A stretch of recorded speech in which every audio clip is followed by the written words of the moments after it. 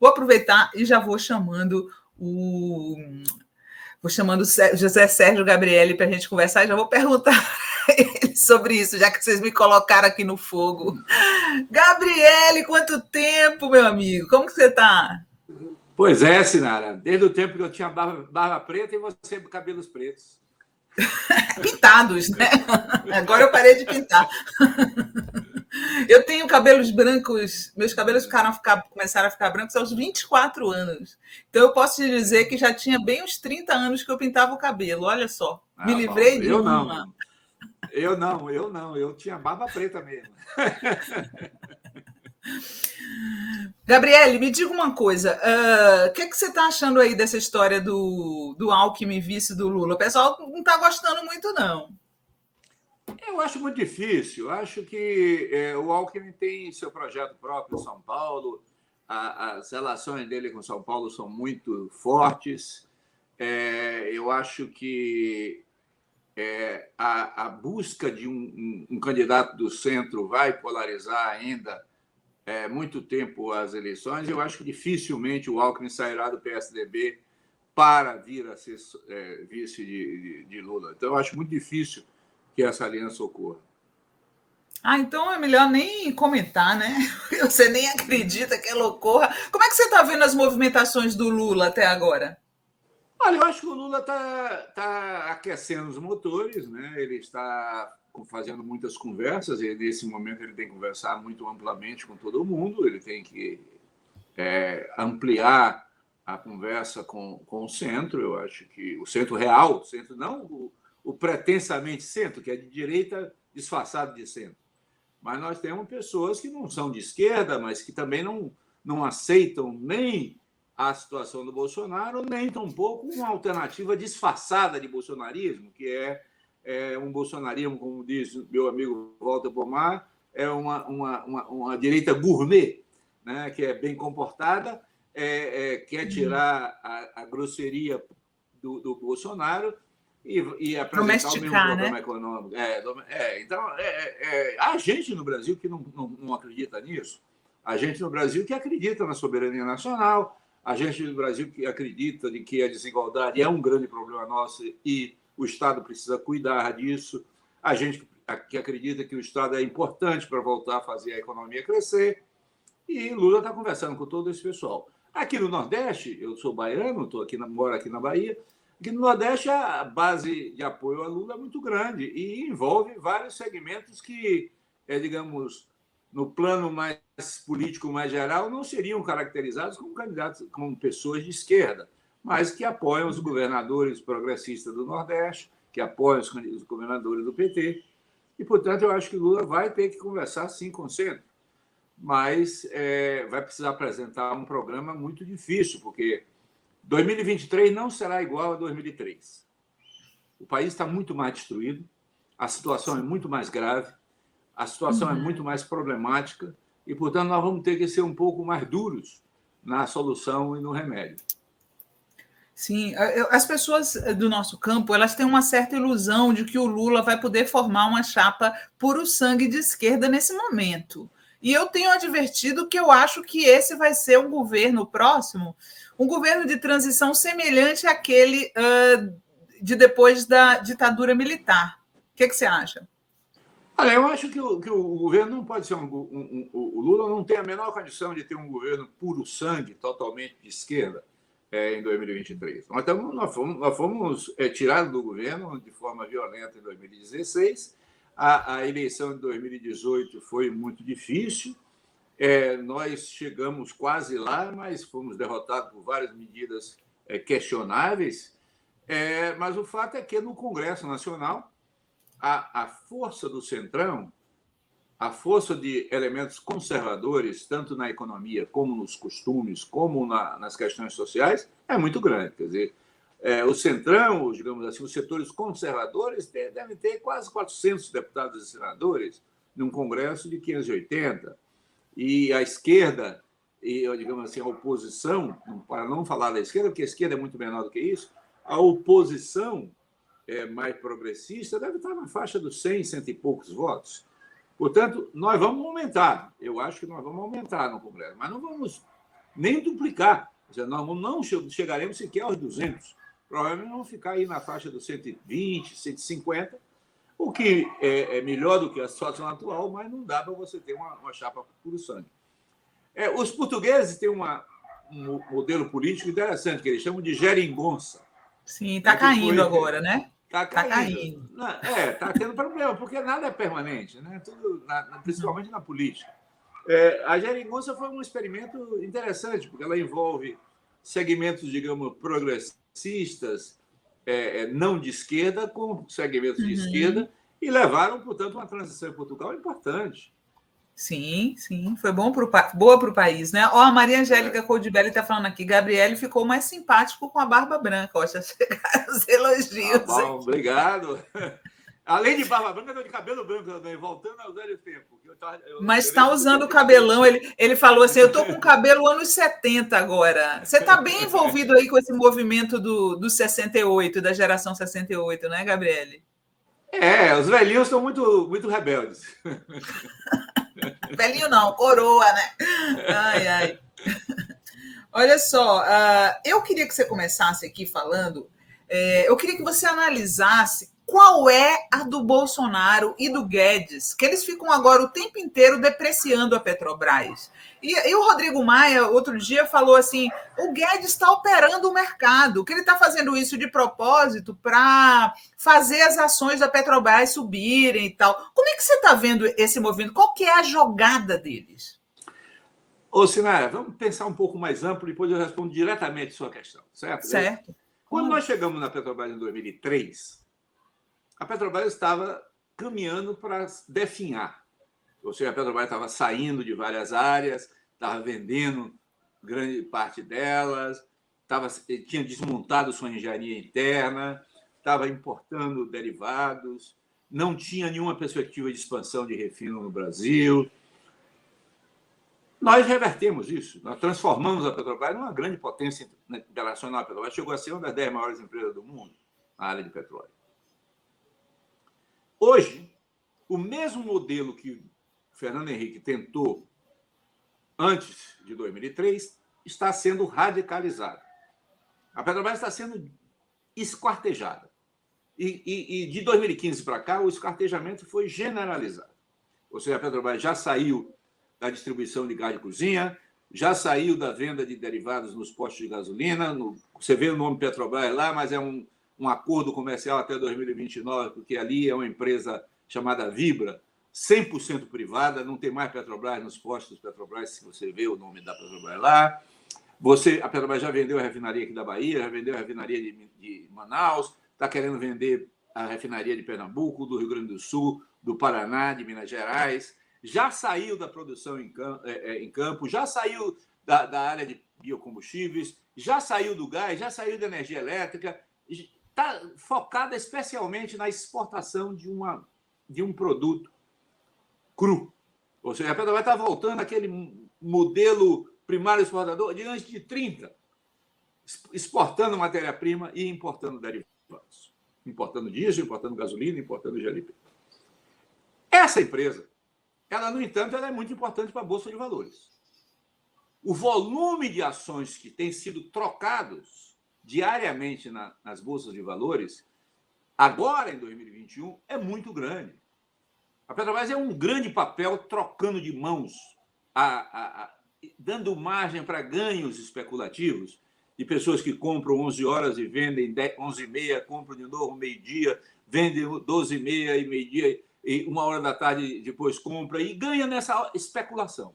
Ou seja, há um enorme volume de fundos de investimentos especulativos que gostam de que as ações da Petrobras subam e desçam, porque com isso eles ganham.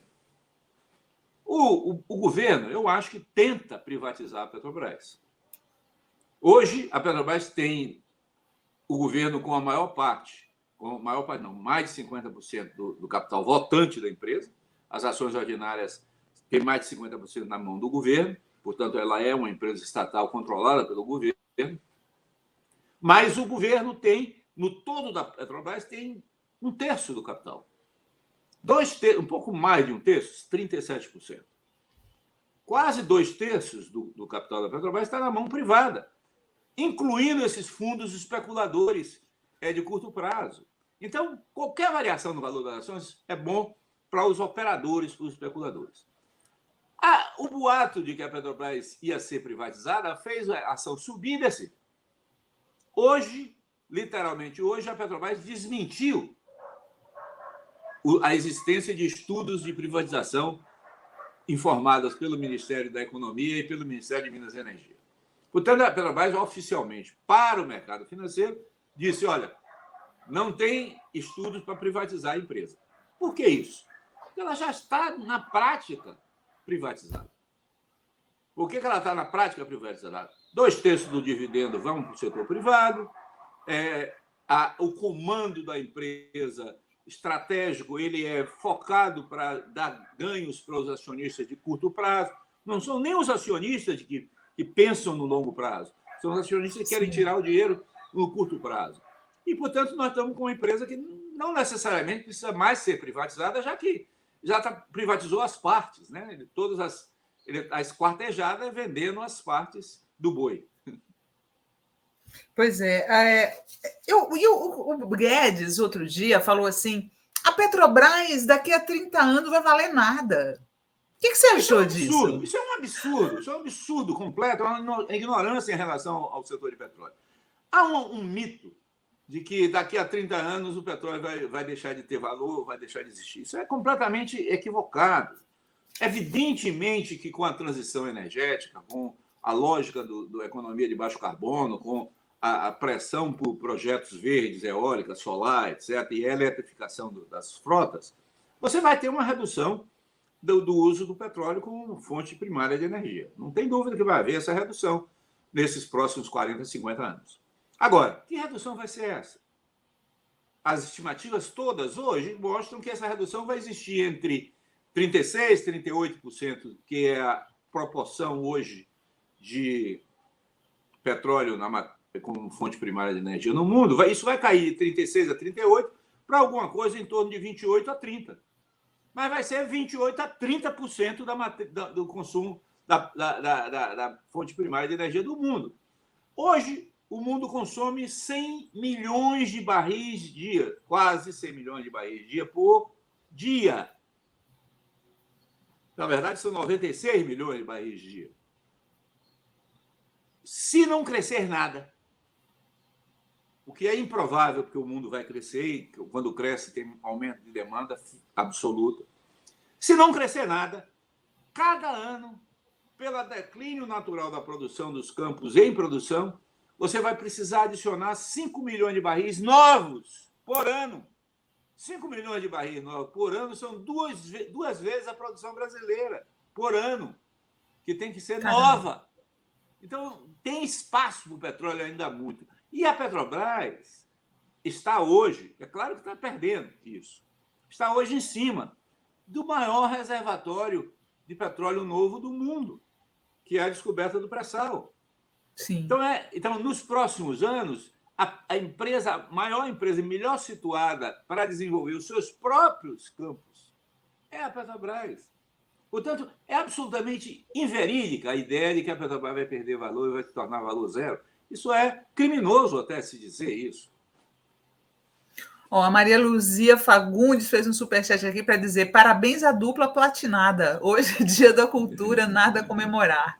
Ainda um acidente, queda do avião da Marília Mendonça em Minas, mas estão todos bem. Nossa, daqui a pouco a gente comenta o dia da cultura com o Pedro Luiz. Olha, o professor Jorge está te fazendo uma pergunta aqui, Gabriele. No governo Lula, é possível reverter esse esquartejamento? Eu acho que durante o governo Lula só não. Eu acho que tem que ter um projeto de longo prazo. Quer dizer, é muito difícil reverter esse esquartejamento no curto prazo. Você vai precisar, ao meu ver, ter uma política de contenção de danos nas pessoas por causa dos preços dos combustíveis, que vão permanecer altos e vão crescer nos próximos 2, 3 anos.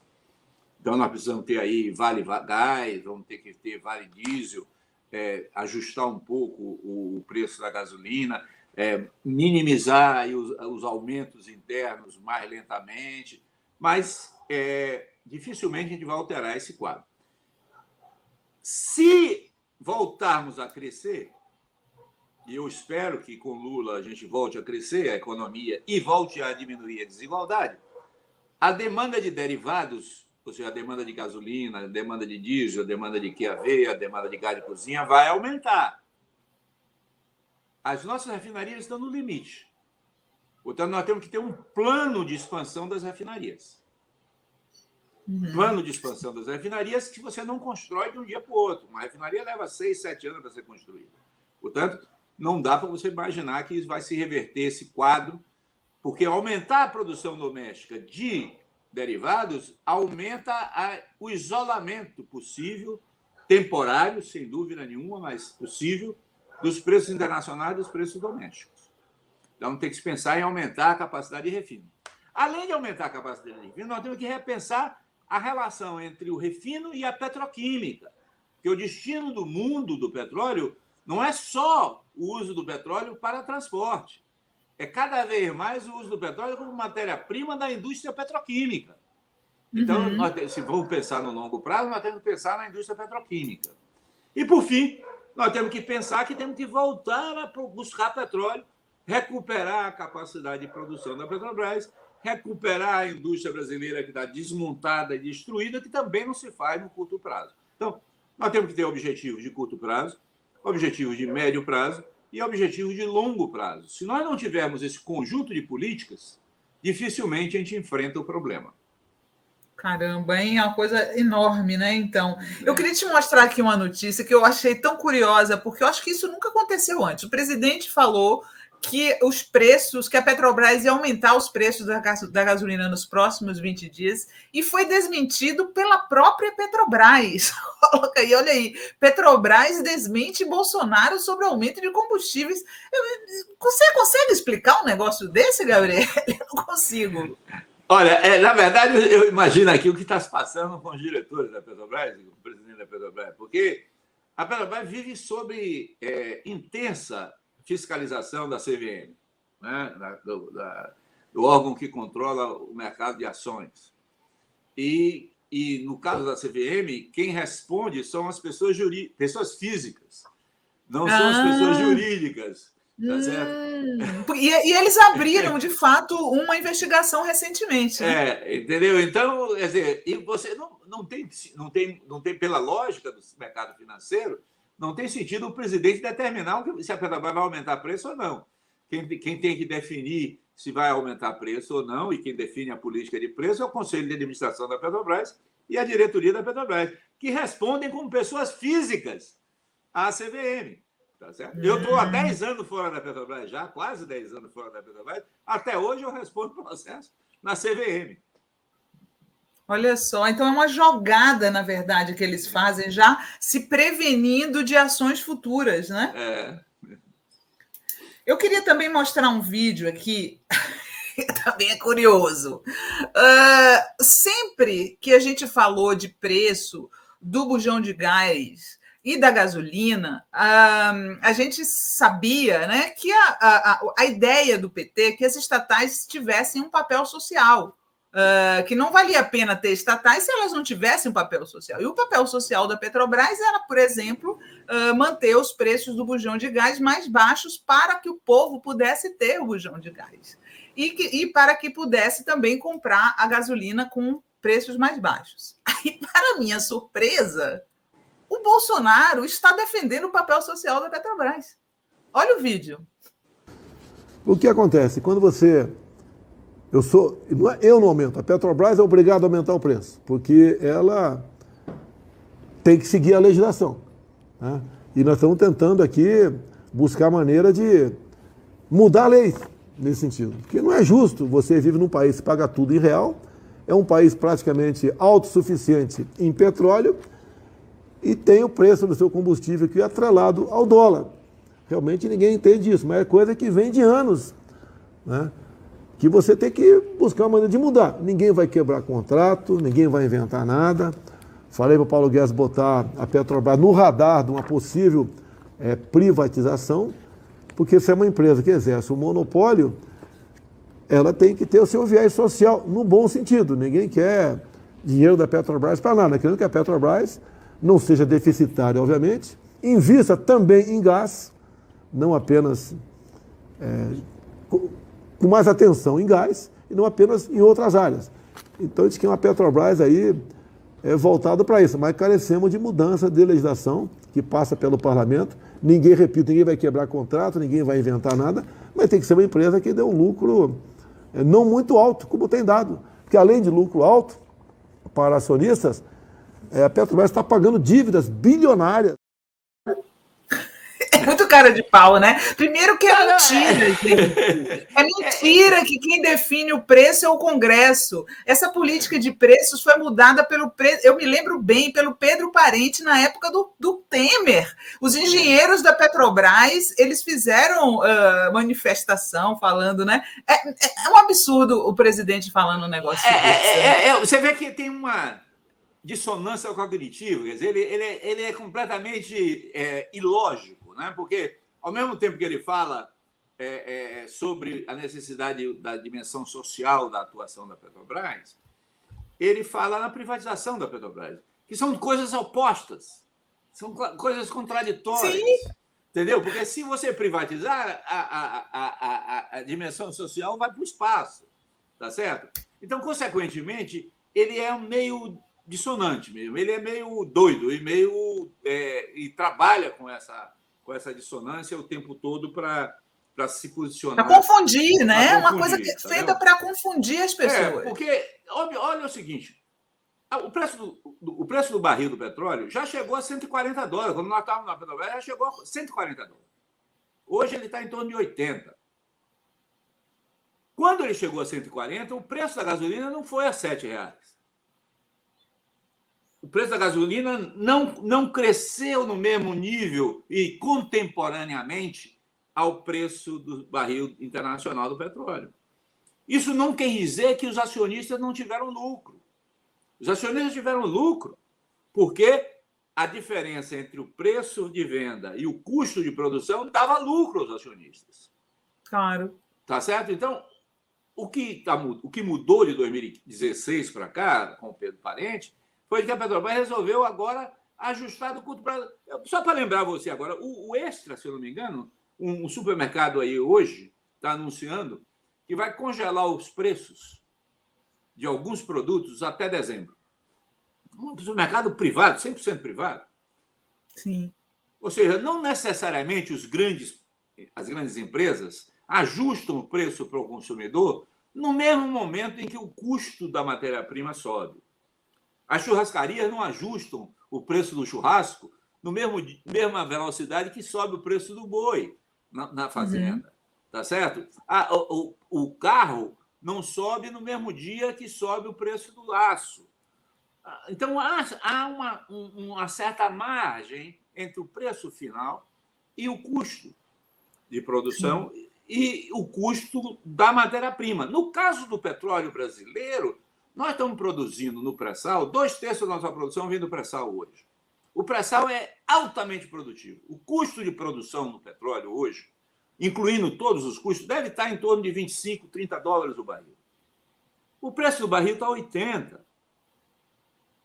Então, como você usa o preço do barril a 80 para precificar a gasolina, mesmo que você bote um custo aí de $10, $20 por barril, que não é tão alto, para a gasolina, você tem uma margem gigantesca. Tanto é que o professor Eduardo Costa Pinto, da UFRJ e do INEP, acabou de publicar uma coletânea de dados muito interessante, que ele compara a lucratividade da Petrobras em 2021, desde dezembro de 2020 até setembro de 2021, ele compara a lucratividade da Petrobras pelo patrimônio líquido com a lucratividade da Exxon, da Shell, da BP, da Total, da PetroChina, ou seja, com um conjunto de grandes empresas de petróleo. A Petrobras é 3 vezes mais lucrativa do que essas empresas. Olha só. 3 vezes mais lucrativa, quer dizer, é um absurdo.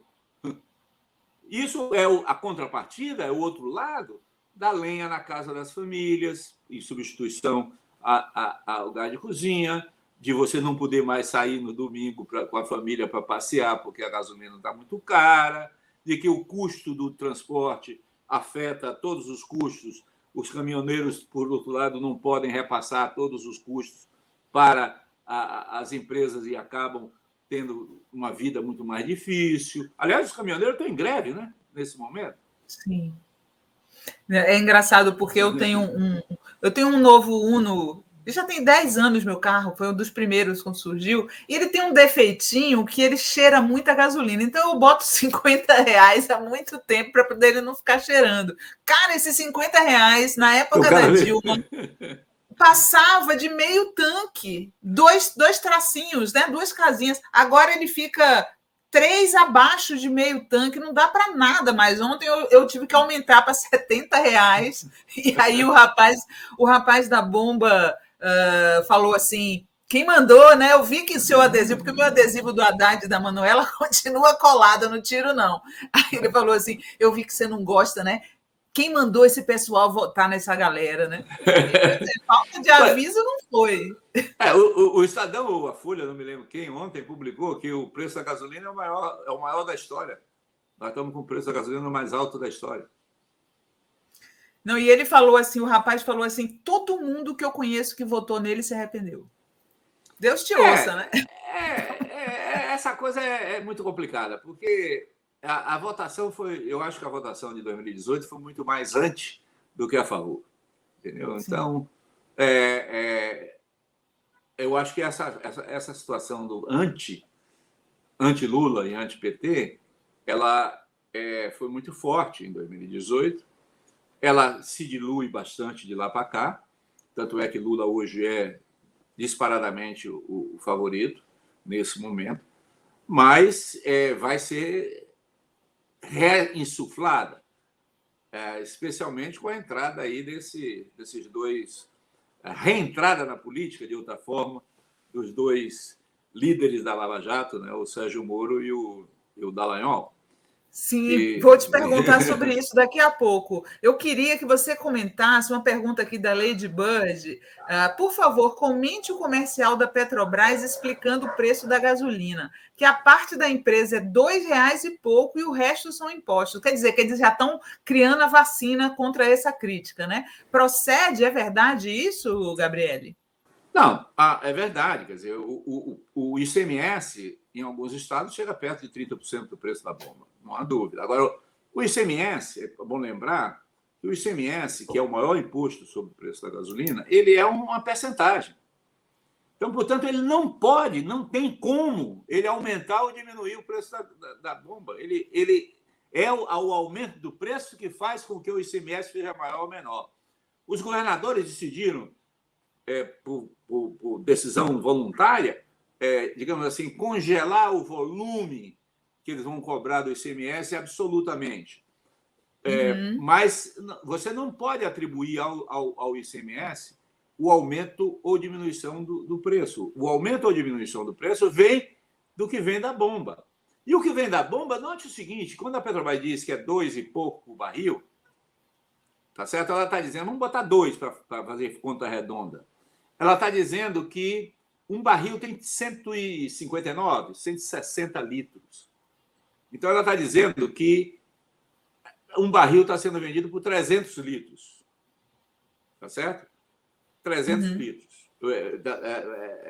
Por 300 reais um barril. Mais ou menos 300 reais. Ou 400 reais. Isto é o custo de produção da Petrobras do barril de petróleo, como eu disse, deve estar em 25 e 30 dólares. 25 e 30 dólares, mesmo a $1 aos 5,60, vai estar aí em quanto? 30 vezes 5, 150, 200 reais. Você veja aí a lucratividade que os R$2 dão para a Petrobras. A solução qual seria? Mudar a política de preços? Eu acho que não é só mudar a política de preço. Mudar a política de preço, sim. É preciso você ter uma certa diminuição da volatilidade dos preços domésticos. Você tem que ter uma certa, digamos assim, suavização dos impactos dos preços internacionais sobre os preços domésticos. Mas não basta isso. Você também tem que viabilizar uma maior utilização do petróleo brasileiro nas refinarias brasileiras, para isso você tem que, talvez, introduzir algum custo a mais para a exportação, incluindo aí a possibilidade de um imposto sobre a exportação de petróleo cru, para, com isso, induzir a utilização do petróleo cru nas refinarias no Brasil. Você teria que fazer um programa de estímulo para o crescimento da produção no Brasil e você teria que diminuir o papel e a importância dos importadores de derivados no Brasil. Aliás, é bom lembrar que, desde o início do século XX, lá em 1910, 1915, quando a Shell e a Exxon chegaram no Brasil para vender petróleo, derivado de petróleo, querosene e gasolina e óleo de combustível no Brasil, desde esse período, portanto, há 100 anos atrás, a disputa no Brasil é quem que vai fornecer derivado para o Brasil, se são as empresas internacionais ou se são produtores brasileiros. Então, não basta só mudar a política de preço. É claro que tem que mudar a política de preço, mas, além da política de preço, tem que mudar a política para o setor, a importância da abastecimento. E é bom lembrar, Sinara, que quando você olha para as grandes potências, hoje, em 2021, as políticas de segurança nacional das grandes potências têm um componente chamado segurança energética. A segurança energética é fundamental para os Estados Unidos. É tipo segurança alimentar, né? A segurança energética é fundamental para os Estados Unidos, a segurança energética é fundamental para a China, a segurança energética é fundamental para a Rússia, é fundamental para os países europeus. O que é que significa a segurança energética e parte da segurança nacional? Que o Estado Nacional, a soberania nacional, precisa estar presente nesse setor. Ou diretamente produzindo, ou com uma forte regulação, ou com uma forte atuação. Por exemplo, os Estados Unidos têm um modelo interessante. Domesticamente, ele tem pequenas e médias empresas atuando. As grandes empresas americanas atuam principalmente fora dos Estados Unidos, com forte apoio das Forças Armadas Americanas, da diplomacia americana e da pressão política do governo americano para defender elas. Ou seja, não há ninguém que abandone, nenhum país que tem riqueza de hidrocarbonetos, como o caso do petróleo e do gás, abandona isso como o Brasil está abandonando. É um crime de lesa pátria o que está acontecendo no Brasil. Olha só, gente, acabaram de confirmar a morte da Marília Mendonça no acidente que comentaram há pouco. Foi mesmo? Caramba. O Lucas acabou de dizer. Na hora que ele entrar aqui, a gente sabe mais. Tinham dito que ela tinha sido resgatada com 4 pessoas? Que horror. Bem?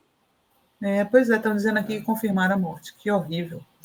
Bom, eu queria... Tem uma história que muita gente, na época que surgiu a Lava Jato, entrando já nesse assunto da Lava Jato, falava e diziam que era teoria da conspiração, que a Lava Jato foi feita para beneficiar empresas estrangeiras de petróleo, principalmente uma que era... De petróleo, não. De construção civil, né? Principalmente uma que era a maior rival da Odebrecht no mundo, chamada Halliburton. Eu vou dizer para vocês que tem um levantamento que diz que desde que aconteceu a saída das empresas brasileiras desse negócio, praticamente, né? Foram todas proibidas de entrar nas licitações, a Halliburton aumentou em 72% os seus contratos com a Petrobras. E outras 2 empresas estrangeiras, a Baker e a Schlumberg, aumentaram em 15%. Ou seja, a intenção era essa mesmo, Gabriele? Olha, eu acho que isso foi digamos assim, um plus a mais, como diz o povo. Eu acho que a intenção foi maior. Eu acho que a intenção da Lava Jato, inicial, a lógica geopolítica da Lava Jato, foi tirar o governo Lula e Dilma da gestão do Brasil. Foi tirar o governo, mudar o governo brasileiro. Em 2010, portanto, 4 anos antes da Lava Jato, nós fizemos uma grande mudança no modelo de petróleo brasileiro. Nós que estávamos em cima da maior descoberta do mundo, que estava sobre a pressão e a busca tanto do establishment, do Estado-Maior, do poder americano, quanto do russo, quanto do chinês, como dos europeus.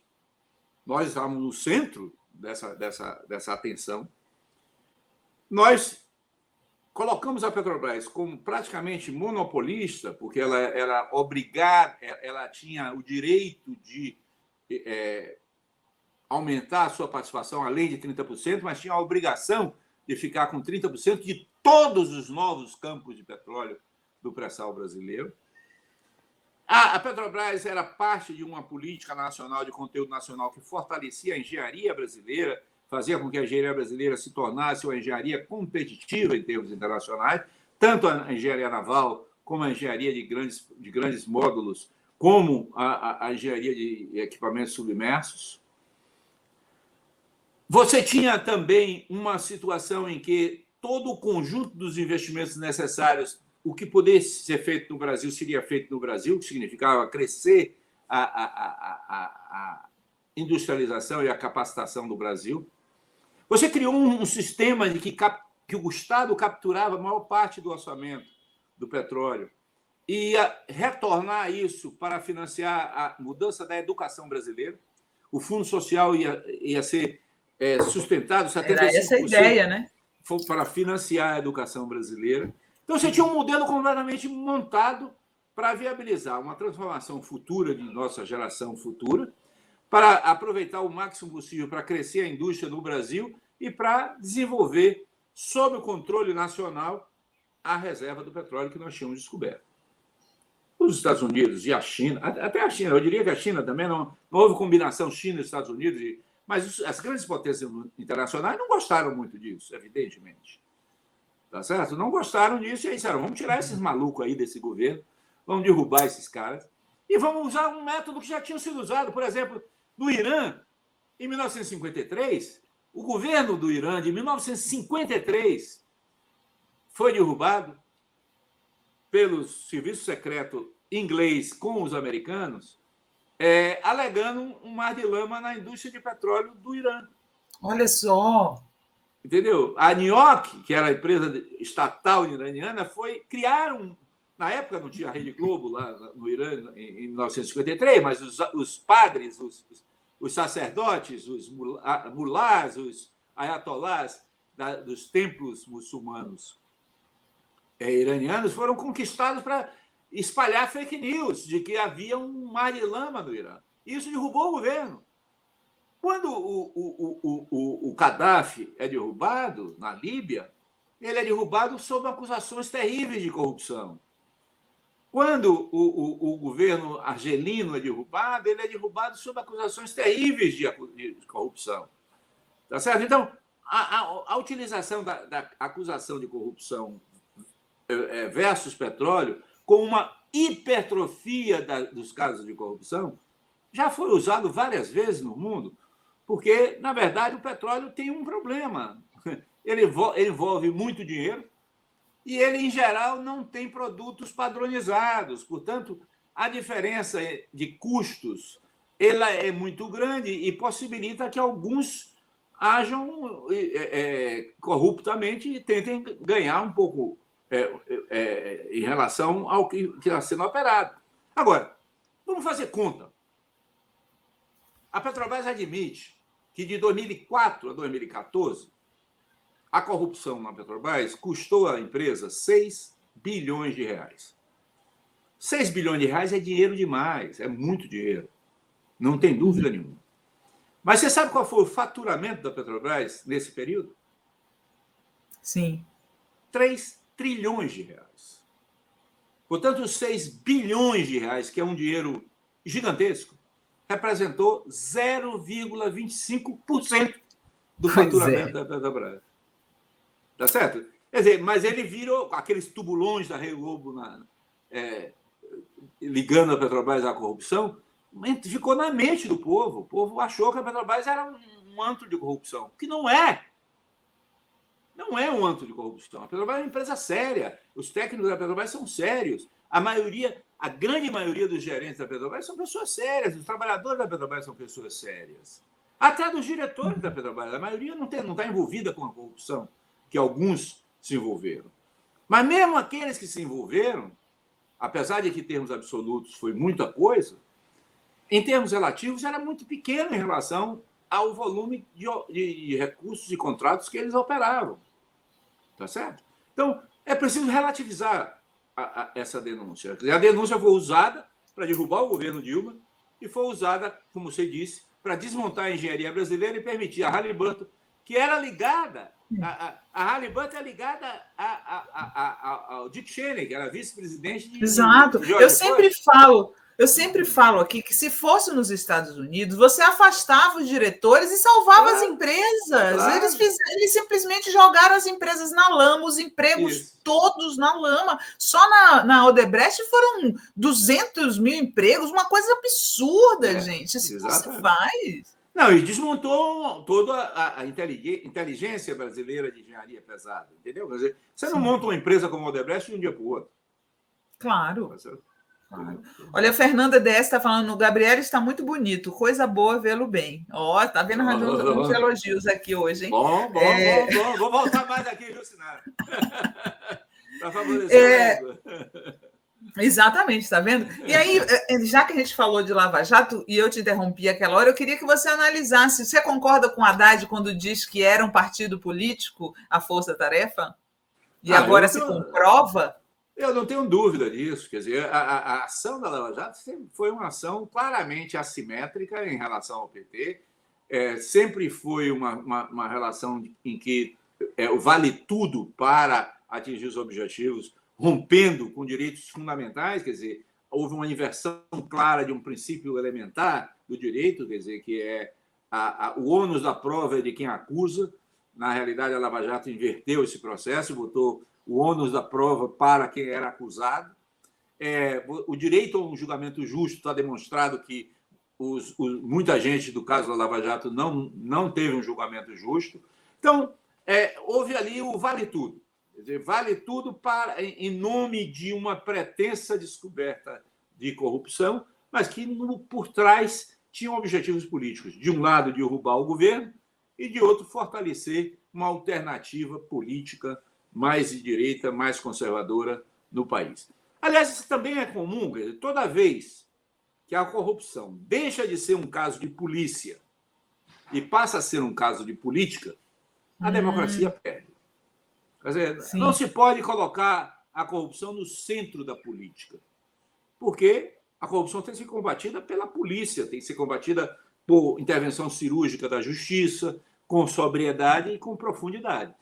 Note o que aconteceu, quer dizer, grande parte dos réus confessos, e existem vários réus confessos no caso da Petrobras, acabam sendo menos penalizados do que quem não tem compromisso, quem não assumiu, que não tem, de fato, envolvimento na corrupção.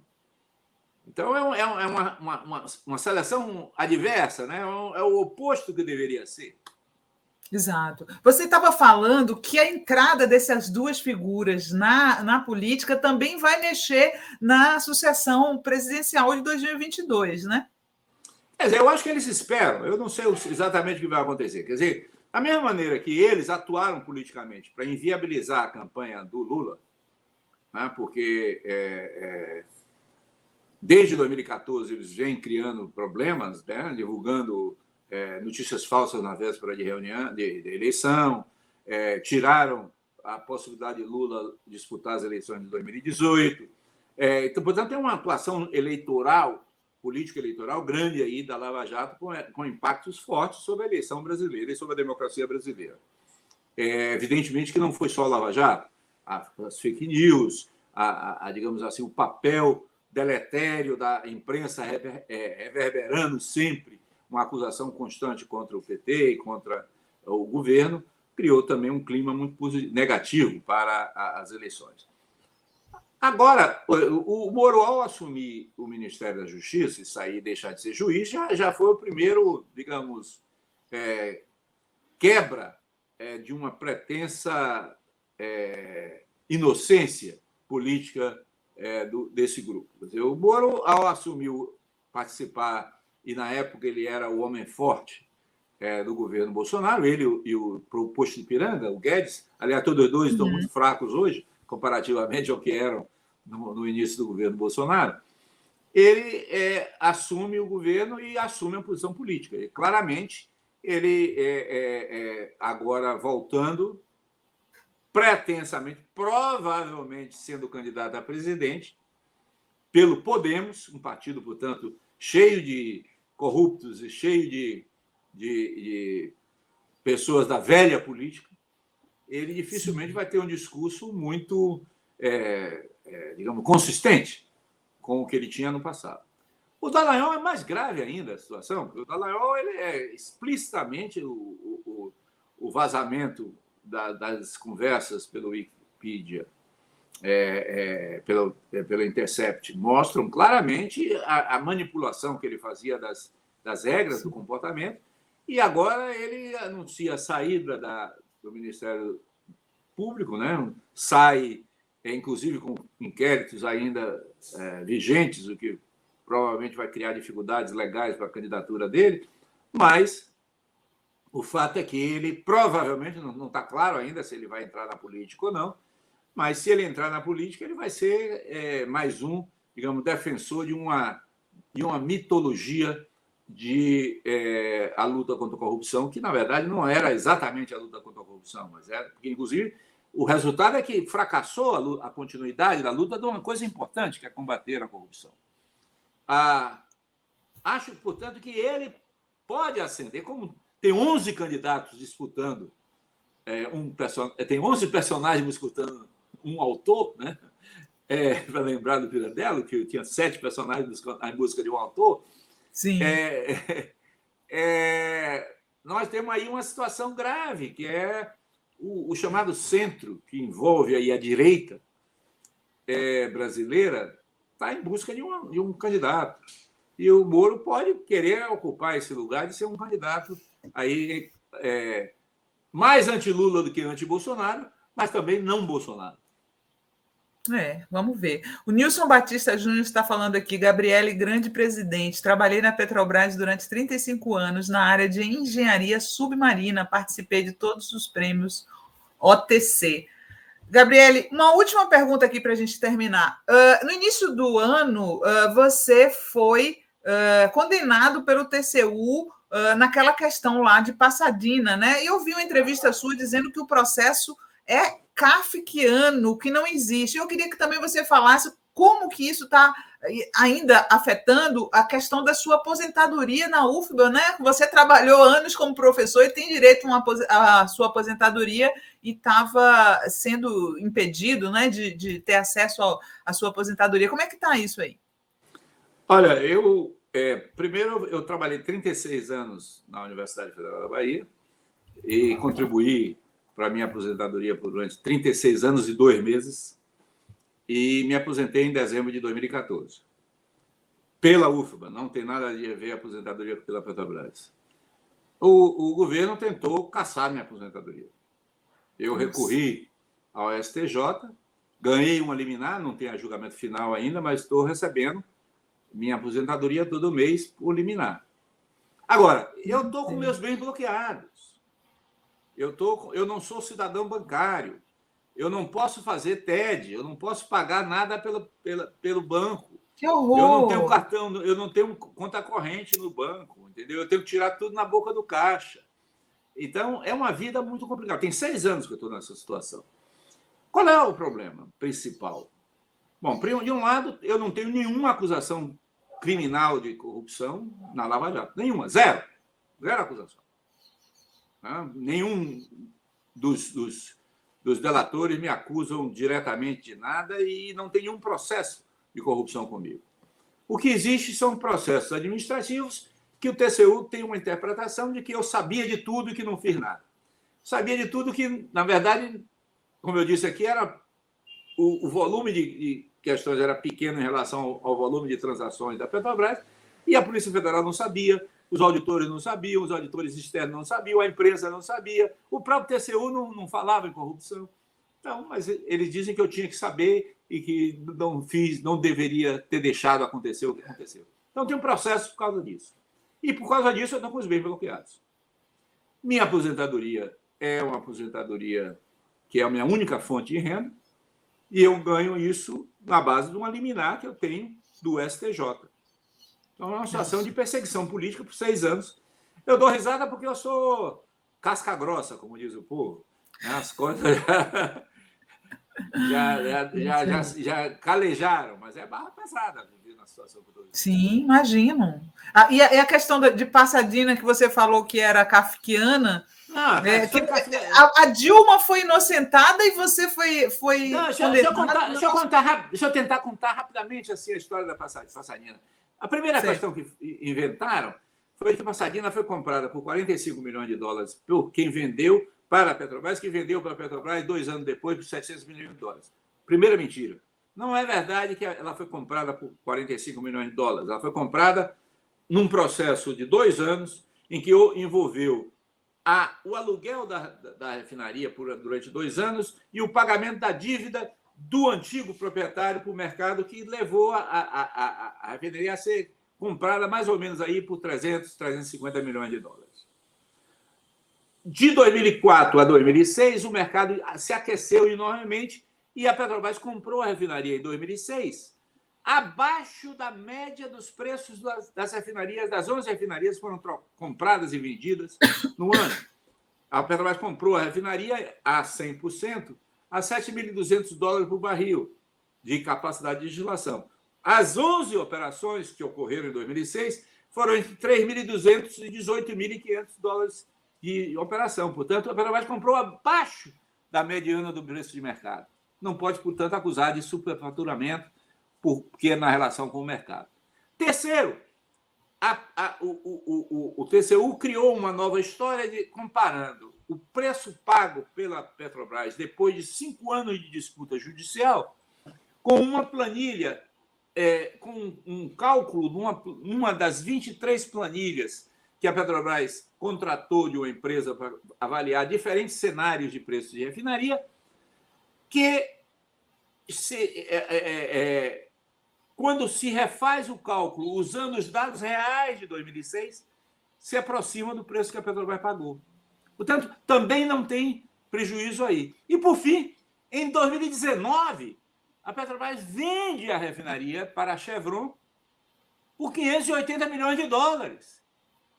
Portanto, as acusações são kafkianas, entendeu? Tem milhares de páginas de processo, milhares de depoimentos, milhares de documentos, e não chega à conclusão. Quer dizer, a minha condenação que o TCU fez está sob júdice, porque eu recorri ao STF. O STF está revendo isso.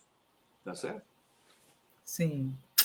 Tá bom. Olha só, Gabriele, foi um prazer recebê-lo aqui, viu?